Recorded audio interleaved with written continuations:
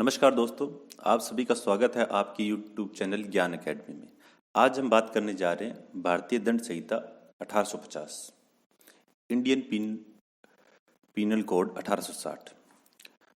जब हम bare act देखते हैं तो इसके अंदर लिखा होता है कि भारतीय दंड संहिता 1860 और उसके नीचे एक ब्रैकेट में एक लाइन लिखी होती है, जैसे इसमें लिखा गया है, मान लीजिए कि 1860 का अधिनियम संख्यांक 45, यानी जो 1860 के अंदर जो अधिनियम बने थे उसके अंदर 45वें नंबर पे ये अधिनियम था, जो ये भारतीय दंड संहिता 1860 बनी थी। और ये 6 अक्टूबर 1960 को उस गजट के अंदर प्रकाशित हुआ था। ठीक है। और अब कई बार ये कोई पेपर होता है उसके अंदर, प्री के अंदर कई बार क्वेश्चन आ जाते हैं कि भारतीय दंड संहिता है यह कब प्रवर्त हुई, यानी कि लागू कब हुई। तो जब लागू होने की बात करते तो 1 जनवरी 1862 को यह लागू हुई थी। इस संहिता के अंदर करीबन 23 अध्याय यानी 23 चैप्टर हैं और कुल धाराएं, सेक्शंस है वो 511 हैं टोटल। और इस संहिता को बनाने के लिए जो लॉ है, भारत के अंदर लॉ का जो स्टार्टिंग हुई थी वो अपने मान सकते हैं कि 1834 में लॉर्ड मैकाले थे, उनकी अध्यक्षता में प्रथम विधि आयोग बनाया गया था। ठीक है। उस पर 3 सदस्य थे, मैकलियोड, एंडरसन और मिलेट। और इन सभी के योगदान की वजह से ही जो 1860 के अंदर जो दंड प्रक्रिया संहिता बनी थी उसका प्रारूप बनाया था इन्होंने। और आज हम बात करने जा रहे हैं पहले अध्याय की। ठीक है, जिसके अंदर 1 से 5 धाराएं हैं, उनके बारे में बात करते हैं। आगे नेक्स्ट में और भी बात करेंगे अपने। तो सबसे पहले कोई भी जो संहिता है उसके अंदर उसकी उद्देशिका होती है। उद्देशिका जिसको प्रेम्बल बोलते हैं अपने, उसका बहुत ही महत्वपूर्ण भाग होता है।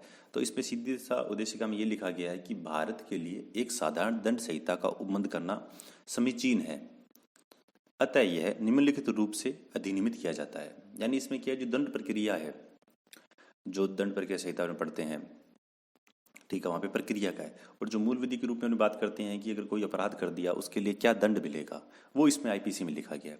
तो जो पहली इसकी धारा है यानी पहला सेक्शन है, उस पर ये लिखा गया है संहिता का नाम और इसके प्रवर्तन का विस्तार, यानी जो संहिता बनी है इसका नाम क्या है और इसका प्रवर्तन कहाँ का है। तो जो इस संहिता का पूरा नाम है वो है भारतीय दंड संहिता 1860, ये इसका पूरा नाम हो गया। और उसके बाद है इसका विस्तार। तो इसका विस्तार संपूर्ण भारत पर है, केवल जम्मू कश्मीर राज्य को छोड़कर, यानी पूरे भारत पर अप्लाई है। पर जो मूल जो बेयर एक्ट है उसमें लिखा गया है कि जम्मू कश्मीर एप्लीकेबल नहीं है। ठीक है। और 2 नंबर धारा की बात करते हैं, उस पर लिखा गया है भारत के भीतर किए गए अपराधों का दंड। यानी अगर कोई व्यक्ति कोई अपराध करता है, ठीक है, और इस संहिता के प्रतिकूल कोई कार्य करता है तो वह भारत के भीतर दोषी माना जाएगा और इस भारतीय दंड संहिता के आधार पर वह दंडनीय होगा। अब 3 नंबर है सेक्शन, इसका 3 नंबर धारा में बात करते हो तो इसमें लिखा है अगर भारत से परे किए गए किंतु उसके भीतर विधि के अनुसार विचारणीय अपराधों का दंड।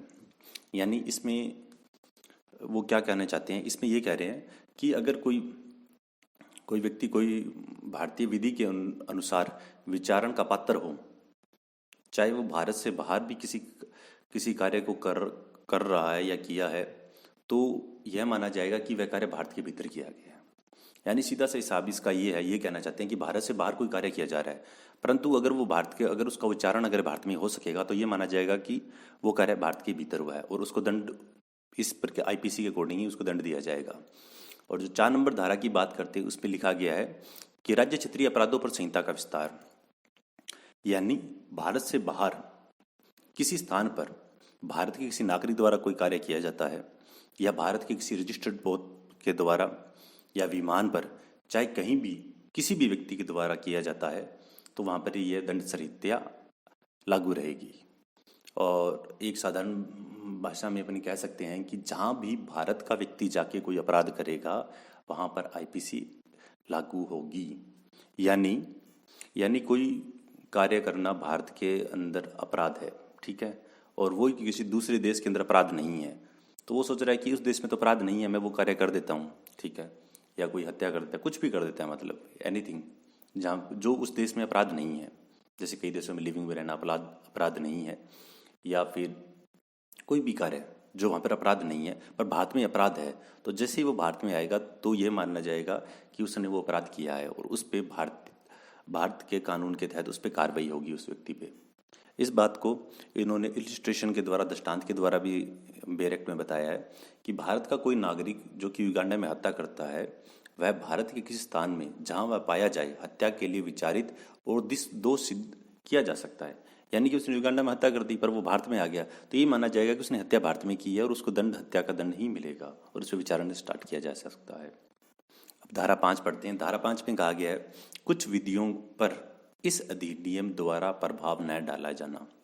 यानी कि इस अधिनियम में की, यानी जो ये अधिनियम है, इसकी कोई भी बात भारत सरकार की सेवा में कोई अफसर है या कोई सैनिक है, यानी आर्मी में के अंदर है, कोई नौ सैनिक है, कोई भाई ठीक है, या कोई वायु सैनिक है, उनके द्वारा कोई विद्रोह किया जाता है या वह जॉब छोड़ के भाग जाता है या परित्याग कर देता है। जैसे इसमें शब्द यूज किया है अभित्यंजन। तो अभित्यंजन पढ़ते हैं तो कुछ समझ में नहीं आता है कि क्या कह रहा है। अभित्यंजन मतलब कोई जॉब को छोड़ के चला गया, भाग गया है कहीं पे, तो जो उसको जो उपबंध है, जो दंड के हैं उपबंध है वो, और या कोई विशेष विधि है, कोई स्पेशल लॉ बनाया गया है या कोई लोकल लॉज है, उस पर प्रभाव नहीं डालेगी। यानी शॉर्ट के अंदर अपने बात करते हैं तो ये करीबन, यानी कोई भारत सरकार के अधीन कोई ऑफिसर है, कोई सैनिक है, तीन है ना अपनी आर्मी, जल थल वायु, तो वही सैनिक, नौ सैनिक और वायु सैनिक, इनका कोई विद्रोह है या जॉब छोड़ के भाग गया है या कोई विशेष लॉ है या कोई लोकल लॉ है, उस पर प्रभाव नहीं डालेगा। और बाकी सभी जगह पर आईपीसी का प्रभाव रहेगा और उसके अकॉर्डिंग उसे दंड मिलेगा। तो इस चैप्टर के अंदर अपनों ने 1 से 5 जो धाराएं हैं उनके बारे में अपनों ने बात की है। तो दोस्तों उम्मीद करता हूँ कि आपको सारे डाउट क्लियर हो गए होंगे इन 5 सेक्शंस के अंदर। और फिर भी कोई डाउट लगता है तो आप कमेंट सेक्शन में पूछ सकते हैं, अपने से सुधार करेंगे। धन्यवाद।